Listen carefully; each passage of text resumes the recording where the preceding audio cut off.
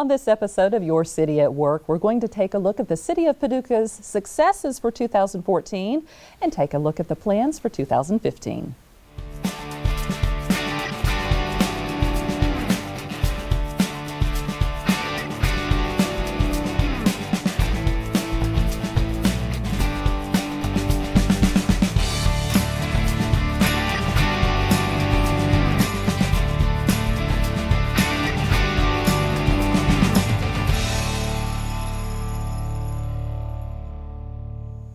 Thank you for joining me on this episode of Your City at Work. I'm Public Information Officer Pam Spencer. Each year, the Paducah Area Chamber of Commerce invites Paducah's mayor and McCracken County Judge Executive to give their State of the City and State of the County's addresses. Well, this is a perfect time for both entities to talk about their projects and programs, get an update on their completion or their progress. Well, today we're going to talk about the City of Paducah's successes, and joining me to talk about the state of the city are Paducah Mayor Gayle Kaler and City Manager Jeff Pederson. Thanks for joining me. Thanks, Pam. Thank you.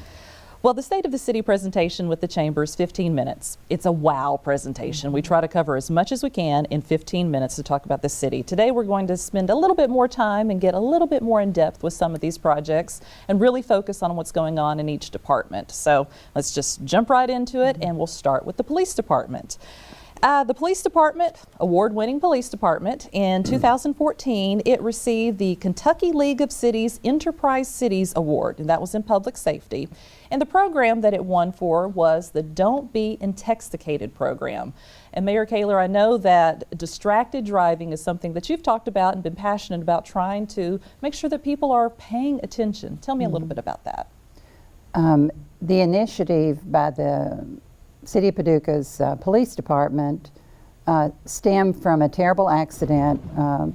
One of our young people, Hillary Colthart, and Hillary used the tragic circumstances to bring awareness to Paducah residents about distracted driving. Her good friend, Officer Morgan of our Paducah Police Department, was instrumental in getting this program started because of her friendship with Hillary and the struggles that she saw her go through as a result of her terrible wreck. So the initiative that the Paducah Police Department took has been very, very successful. It won the award with the Kentucky League of Cities, and it brings awareness to people not only of texting, but so many other things that we do in our cars and while we're driving that we should not be doing. The Paducah Police Department is very innovative. They're very proactive, very community-minded. So we're really proud of the work that they do in our community. And they've been invited statewide and nationally to give this presentation because it is such a wonderful partnership between Officer Morgan as well as Hillary. And quickly about Hillary, she was texting while driving on Interstate 24 on her way to meet her family, and it was just a quick text of, I think that she was saying something like, "I'll be there," or "I'll be a few minutes late," and she was in a convertible and her car rolled 3 times. So she's been a wonderful partner in this. She's still struggling with some physical therapy, but it's a great partnership. And a quick statistic that the Paducah Police Department wanted to pass along was that in 2014 they saw a reduction in traffic collisions by 5%. Some of this may be due to their program, some may have been due to the efforts of the traffic collision or traffic control unit, the traffic enforcement unit, that's what it's called. But 5% reduction, that's great to see a reduction. Another thing with the police department is more of a community service. They have appointed a community resource officer, Officer Morgan, and they're also doing something called Coffee with a Cop. Now, Jeff, you've talked a lot about just the back to the basics, face-to-face interaction and the benefit. Tell me about why you think that's such an important initiative. Well, even in this age of advancing technology and social media, we recognize that nothing beats face-to-face communication and face-to-face conversation. So that's the idea behind the Coffee with the Cops, and we periodically have officers show up at a coffee shop around town, a restaurant perhaps, and of course we notify people of that just to promote a little interchange, casual conversation, which sometimes maybe becomes a little more purposeful in the sense of somebody might have a pertinent question, a factual type question, or even a personal experience that they'd like to discuss with an officer. So it's been very successful. And they try to do it at least once a quarter, and it's just such a casual atmosphere to sit and talk with some of the officers. So that is something that they started just in the last year, and I know they plan to continue it. The next department we want to jump into, we have, I think, 10 or 11 departments, so have to keep this moving, the fire department. Now, Jeff, I know you were instrumental in working with the fire department and the creation of the Fire Prevention Division. You want to talk a little bit about its history and some of its successes and what it's been working towards? It's been close to 3 years ago now that we undid the old inspection department as a standalone department and made that a division of the fire department, took advantage of some of the resources there, whether they be human resources or other sorts of things, to really incorporate that in. And one of the reasons we did that is because the fire code that the fire department has under its jurisdiction is so closely related to a lot of the codes that come into play in the building department and so on and so forth. So there was a lot of compatibility there. It just made sense to put that under a single umbrella, common set of values, achieve the continuity and the cohesiveness that we thought could be there. It's a building program. It's something that it's going to take some time for all of the results and outcomes to be there, but we think we're making progress, and we receive a lot of positive input, and I can tell you that we now have pretty much a one-stop shop for code enforcement issues throughout the community, and I think the public enjoys that. Yeah, I think they definitely want to be, the Fire Prevention Division wants to be the first stop where if you have questions, if you want to build, if you're planning on renovating, start with them, talk to them. Call them often, call them early, get them involved because they want to be a resource. Well, and it's interesting because most people's perception of the fire department in days of yore was a fire truck and a fire suppression, and now the view is that if we have to go to those means, then somehow something has failed along the way. So it's very much preventative in nature and educational in nature, and we think that bolstering up and combining those very, very similar sort of public safety programs make a lot of sense. And another thing that they've been working with in the Fire Prevention Division is more of taking a look at demolitions across the city, taking a look at the need to look at some of these buildings, some of these homes. Why is that important? Why do you think that creating a demolition list and acting on it is so important to them? Well, Paducah has, like all communities of some age, an aging housing stock, and in some instances, the housing has not been reinvested in for various reasons, and it presents a problem for the community. In some cases, an attractive nuisance, maybe in some cases even a health hazard. So we've had a lot of experience over the years in dealing with such properties, and part of the outcomes, I think, of the reorganized fire prevention department was to create a resolve to do something other than just maintain those properties as a city. We were doing that in a lot of cases for a number of years for properties that essentially had been abandoned, and at best we were doing some yard maintenance, but the structure was just continuing to deteriorate. So we've used some of the tools that we have in the city code to actually acquire such properties and then in appropriate cases demolish those. So that creates some neighborhood revitalization opportunities, some opportunities for adjoining property owners to purchase property after demolition.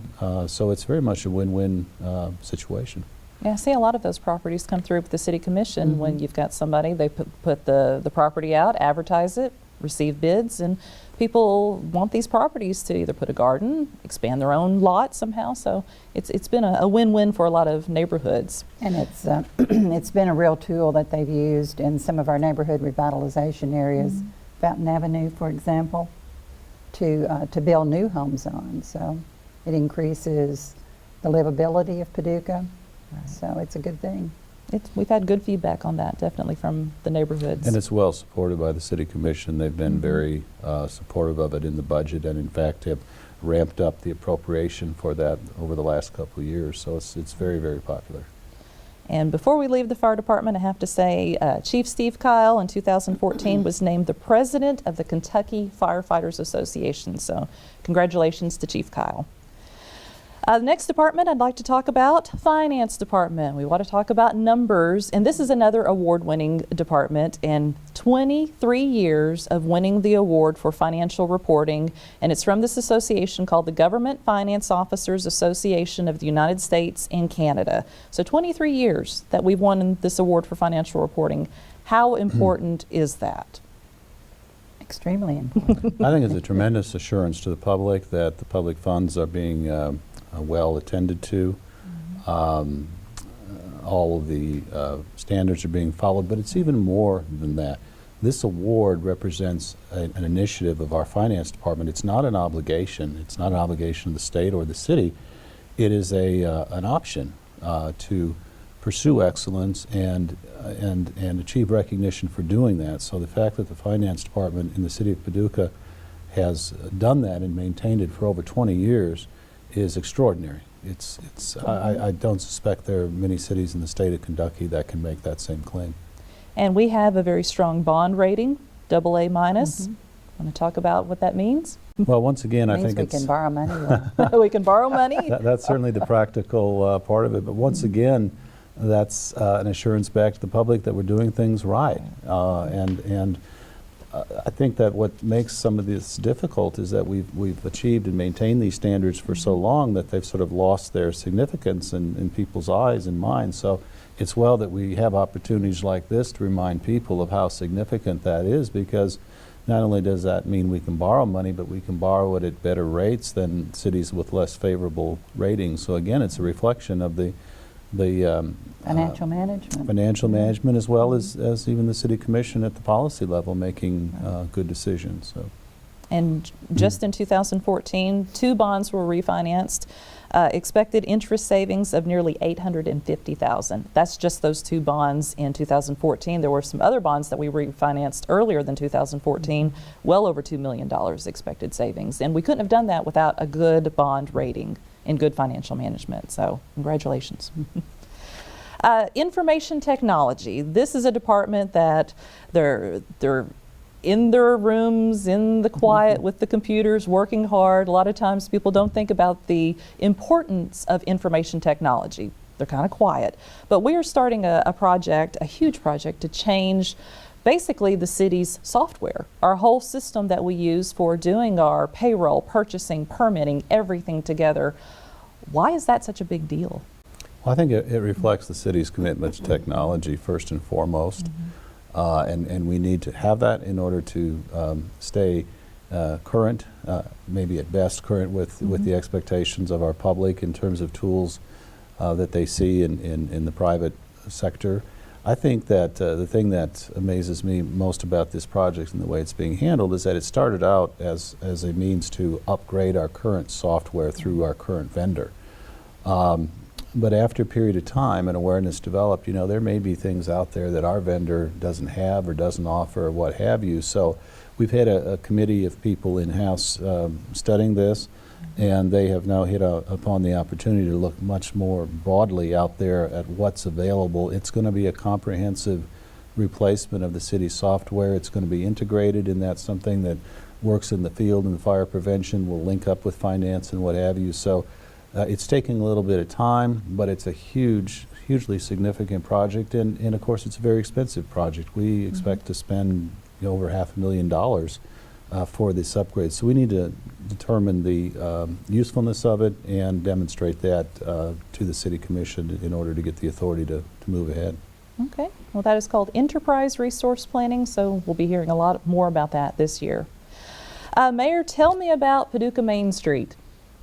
Downtown successes, it just seems to be growing downtown. It does, and Jeff took the initiative to reorganize Paducah Main Street, and it's been very, very successful. The new model that we're using, Melinda Winchester, is amazing. She has so much energy. She is so good with all the business owners downtown, with recruiting business.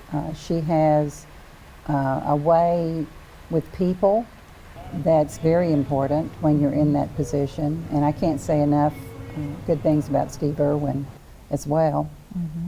So, you know, we're having lots of success in downtown with promotions, with filling those buildings. Melinda and her experience with historic tax credits is very useful for people with the, and then we have a lot of new initiatives that we've put in place for Paducah Main Street. Such as the Upper Story Living Initiative. And why is that important to have people living downtown? I think it's very important to create that vitality.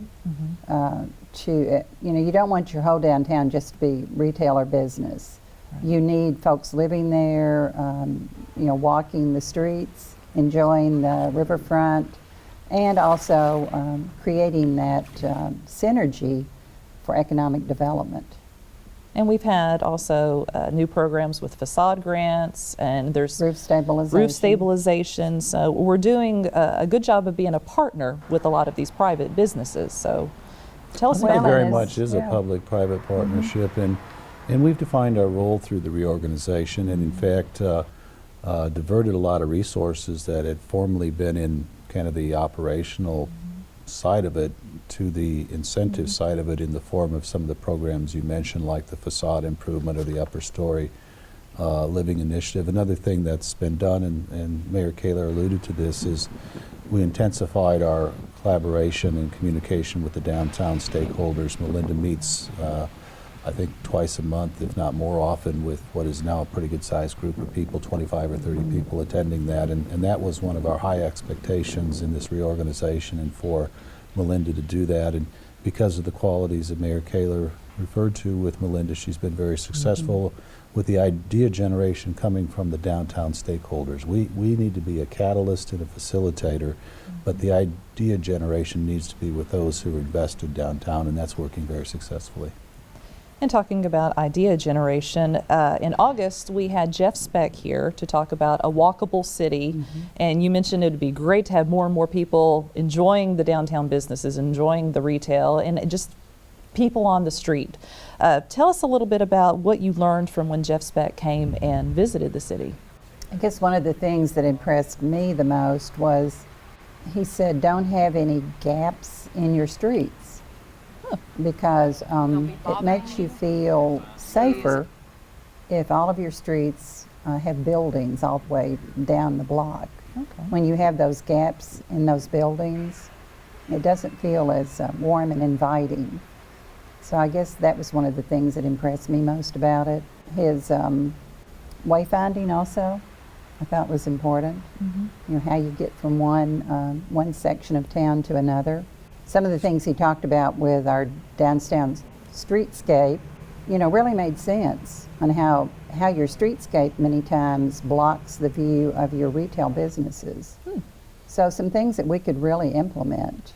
Jeff, what did you glean from it as much? Very similar. I think the, as you say, the movement throughout the downtown, and to maybe a little lesser extent to the downtown, although that was discussed as well. But bicycling was something that some time was spent on, and some recommendations were made. We have a lot of good recommendations, and we've done some follow-up at the staff level. In fact, we did make a presentation to the commission, come to think of it, late in 2014. So we have some things on our trestle board, but we haven't really launched yet, but I'm pretty confident in 2015 we'll see some initiatives come from Mr. Speck's visit. And we invited him to come here. We did, and I think that that's one of the coolest things I think the city maybe has done in a while, bring in a nationally known author who is probably the foremost authority on transportation to and within downtowns in the country. He speaks all over the country in cities large and small, and he was a fun guy. He was very entertaining, had a lot of good ideas, said it the way he saw it, you know, didn't mince words. So he didn't leave a lot of wonderment as to what drove some of his recommendations or how he thought we needed to go about implementing them if we chose to do so. Well, one of our successes that we've had with the city also is the Fountain Avenue neighborhood. Tell us a little bit about how this has been going on for years. That was a neighborhood that when you were a commissioner mayor that was selected for revitalization. What do you see when you go down there now and take a look at that neighborhood? I see new homes, I see more people on the street, I see children playing.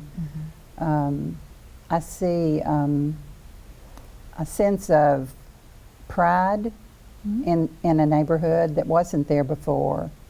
You know, before it was depressed. And so I think what the planning department has done, and once again Steve Irwin, I sing his praises all the time, he's been able to bring that vitality back with the help of all of the different initiatives that the city has, and work very closely with the residents.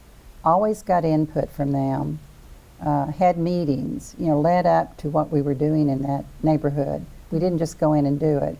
You know, we had to sell it first of all. We had a lot of support from the churches in that neighborhood, which helped a lot with our project there too. And you know, you can just see the sense of pride when you drive through there now. Definitely another example of public and private partnership working together. Well, let's move to what we call our fun department, Parks Department, another award-winning department, third year in a row that they won the Outstanding Department Award, and that was through the Kentucky Recreation and Parks Society. So congratulations to them, third year in a row. One of the big changes that we had this year with the Parks Department was taking over the management of the farmers market. Anybody want to talk about that and how that has just grown and blossomed this past year? Do you go, Jeff? I don't buy a lot, but I've been down there, yes.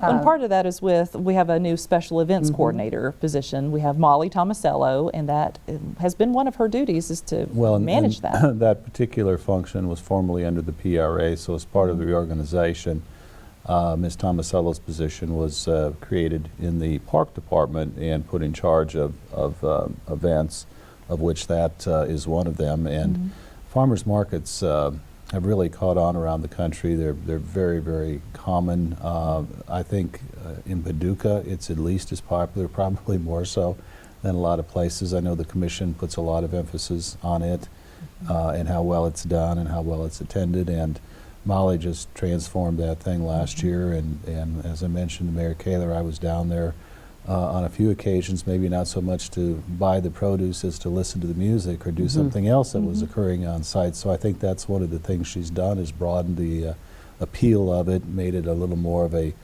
give it a little more gathering in a way. Yeah, She made it an event. And I think she has some things in mind in addition for this summer as well. So it's become a fun thing. Well, also in the Parks Department, anybody who's gone to Noble Park in the last few months, you could see a huge transformation by looking at the bank stabilization project. Tell us a little bit about what that entailed. Well, as I said at a commission meeting one night, there's been in the last 8 years since I was first on the commission, there's been a total transformation of Noble Park. Right. The swimming pool, which was desperately in need of revitalization, Jeff saw that and found a way for us to make that happen. And just the new sidewalks that we have, the new lighting, the drainage ditch that has been fixed, the new coverings for the playgrounds, the boundless playgrounds, and then last, but certainly not least, is this bank stabilization, which we want to find a way to do the other end of the It's lake working. as well. It's working. We want more. Well, So it's and the road improvement in there, I mean, it's just amazing how infrastructure upgrades will incite investment on either side of the road. And oddly enough, that even happened on city property. We upgraded the road through there and then got excited about those things on either side of it. But that bank, you know, needed fixing. It had become unsightly, arguably somewhat dangerous or treacherous. So stabilizing that, I think, just complements other things that have been done, and hopefully will incite some other things.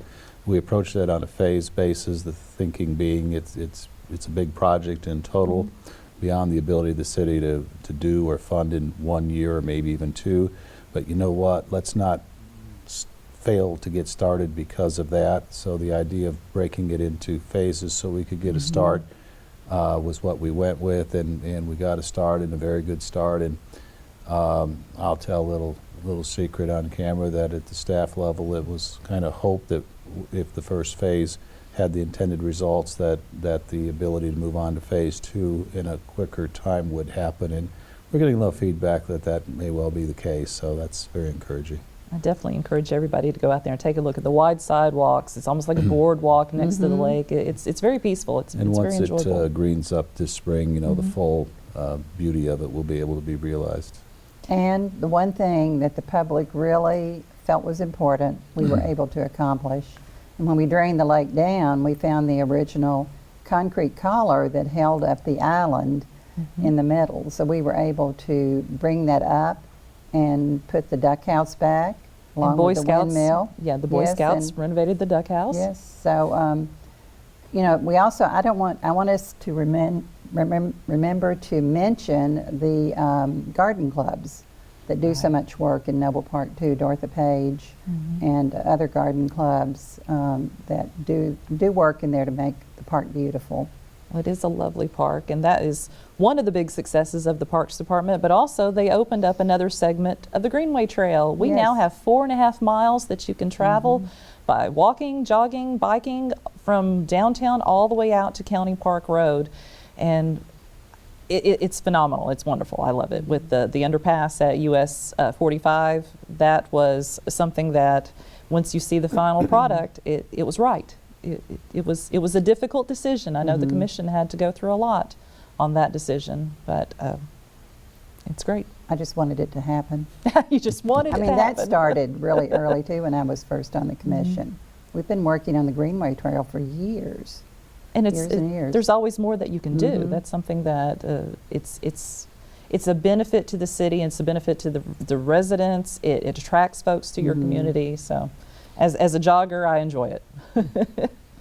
Also, the Ohio River boat launch. This is kind of our hidden secret that we have downtown. A lot of folks haven't gone down there to see it, but it's incredible to take a look at this boat launch. It's at North 6th and Burnett Streets. Tell us about the boat launch project. Well, that goes back a few years as well, before I arrived.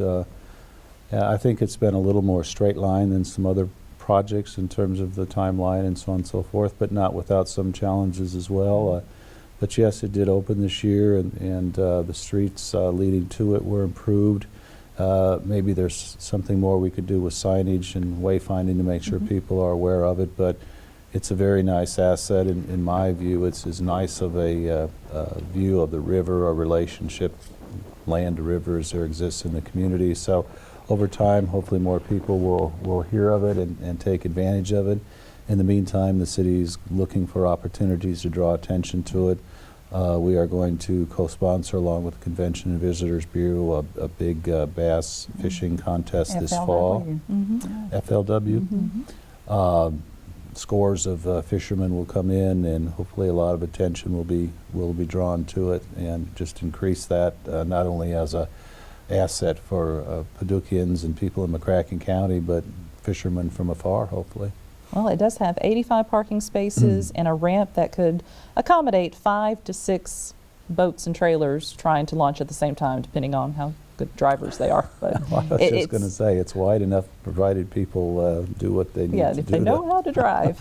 Well, that was part of our riverfront redevelopment project. That was one of the phases, was to build a new boat launch. What's going on now? Folks want to know what's the next step with our riverfront project. We want to move on with that. And See it PRDA, the board, Paducah Riverfront Development Authority, they did take a look at that whole project. And that was quite a event in itself for that group of people who are very committed to downtown river development. And the group was created a few years ago, and I think this is perhaps as important and significant of a undertaking as they have had. The City Commission elected to ask them to review the project after we ran into some unexpected funding shortfalls. So a good part of this past year was spent doing that. The board presented recommendations to the City Commission late in 2014 that included some paring down, some cost reductions here and there. A lot of good work was done. So as of right now, those changes are being put into bid form, and we expect to go out to bid sometime in February of 2015, hopefully receive a favorable bid and get that project on the road to completion. move forward with the next phase. And then the study that we've had done for the rest of the property along there, Ratio, I think, is doing its That's plan very for us. exciting too. The old area that was left behind Yeah. by the demolition of the Executive Inn that pretty much remains in its state that it was there. Obviously, the huge hotel was dropped and stuff was cleared, but there's still a lot of platform material there. And of course, it doesn't support grass or things like that, and it's impedes access, foot, car, bicycles, or anything like that. It's about a 6-acre area of land going from Schultz Park over towards the convention center. So the City Commission approved funding in 2014 for a master plan to take a look at that.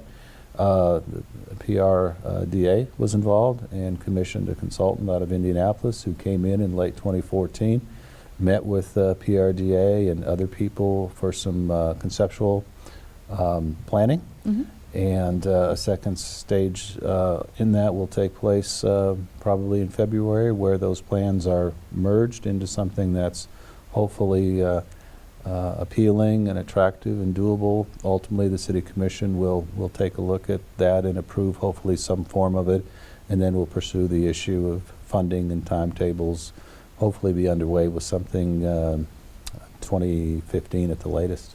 Well, it's an asset. It's part of our riverfront, and it's definitely an asset that we need to take a look at. And it's a very big area. It is. Once you get down there, there's a lot to work with, and a lot of good ideas were put out for what might occur down there. Another project that we want to just kind of highlight, curbside recycling. We've been researching how to integrate that into our solid waste management plan. I know curbside recycling has been something, Mayor, that you have been passionate about and in trying to research. What has been done so far in the research for the city? Well, I'll leave that to Jeff because he's done all the heavy lifting on that. We're anxious to see that happen in the near future. Well, the Commission has heeded our request to take a look at our current solid waste collection system, which, by the way, is the city department that enjoys more public satisfaction at a higher level than any other. We found out through the survey about 3 years ago. So we want to be very careful that incorporating another component to that program is done wisely and also, very importantly, efficiently. There are ways to do things that just add additional costs. There are ways to do things that take advantage of existing overhead. So we're taking a look at it from the efficiency level. A presentation was made to the City Commission in late 2014 with sort of an early rendering of a model, how it might look, how it might impact the customers in terms of any changes in habits that might need to be made, pickup days, pickup frequencies.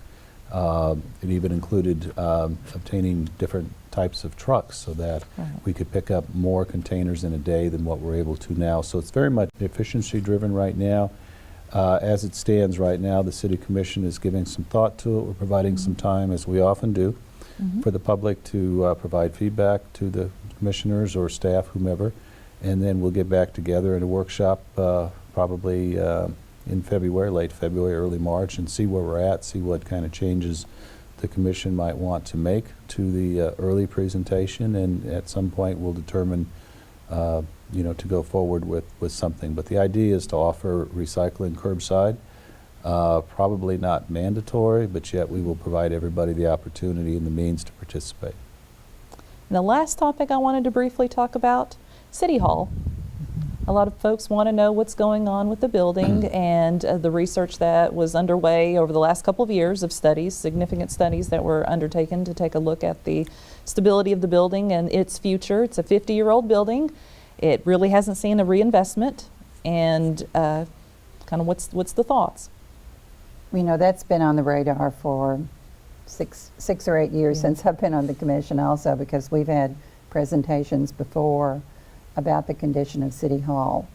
So, we finally reached a point where we really had to make some decisions. So the study that the city manager had done with Bacon, Workman, and Farmer has really shown us that we've got a decision to make here, and the point we are at right now, we've decided we need to look at locations within the Civic Center. Which is close to where the right, existing building for a is. new city hall. So, Jeff, do you want to talk more about that process? Well, it's progressing. You know, it's a big decision. It's the community's house, so to speak. But the information that BFW generated was very compelling. Some of the data that had presented in the past was updated to show the level of deficiency of the current building in all respects, but most importantly structurally. That is a major issue, accentuated by the fact that we've closed off the entire outside apron to traffic because of the status of the overhang and the condition it is in. So throughout this whole process, however, we've also developed certain increased awarenesses and recognitions of other deficiencies of that building.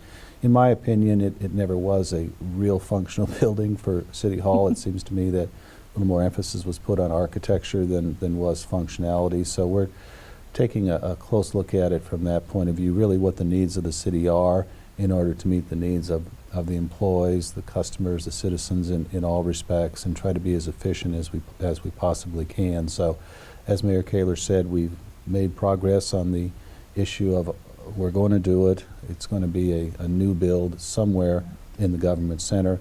The next step is to take a look at, well, where at in the government center, and then approach the design part of it from there. Okay, well, I think we have summarized a lot of the big things that happened in the city over 2014 and the items up for 2015. I think we hit most of the big topics and big departments. Mayor, is there anything that you want to say about national and international recognition that we had for the 2014? Well, of course, I can't talk enough about the Creative Cities, UNESCO Creative Cities Award that we received, and how we continue to explore the options for not only cultural experiences within the city, but tourism and economic development through those organizations. And we are a city of crafts and folk art. Yes. And there's just not that many in the world that have that designation. Now, there were only 7. I think maybe there's 12 or 13 now. That's pretty impressive. One of them is the city that we visited in China, Suzhou, and it did get in as a city of folk art and craft. And they had invited you to come Yes. see them because we had received our designation, and Right. they kind of, I guess, wanted to find out, how did you do it? And they've invited us back again. This time they would like for us to bring an exhibit with us for the design exhibit that they have in Suzhou in April. So I'm working right now with the Quilt Museum because they do have some traveling exhibits. And you know, they know how to do it, which I do not know how to do that. So we're working on that to see if maybe we can make that happen. And they said they would pay for 3 people to come over, so. Well, that's great when they invite us and they want to hear from us. Right. Well, we do have that international appeal. We do. Jeff, any last words about the state of the city? Well, I can say it's been a very exciting 2014, and we all look forward to a equally exciting 2015. I think that big leaps are going to be made in some project areas, as Mayor Kaler has pointed out. Some things have had some time issues associated with them, but we've made a lot of inroads and breakthroughs, so we look forward to the implementation phase of a lot of things. And the last thing I'd just like to say is what a pleasure it is for me to work for the people of Paducah, Mayor Kaler, the City Commission, and also a credit to the role that the city workforce plays in all these efforts that we talked about today. Well, I want to thank you both for joining me today. Thank you. To see it all pulled together and try to summarize this is supposed to be a 30-minute show. We passed 30 minutes a long time ago. We had so much to talk about. It's just the wow factor, I think, when people hear it all put together. So I want to thank you both. And it's our channel. It's our channel, and I had more to talk about. We weren't going to stop after 30 minutes. Well, I want to thank you both for joining me. And if you want to learn more about the state of the city and keep up on city-related projects, definitely visit our website, paducahky.gov. Also there, you'll find more than 200 videos from City Commission meetings, videos that you see here on Channel 11, and they're all there on the website in addition to our YouTube page. I want to thank you so much for watching Your City at Work. Have a great day.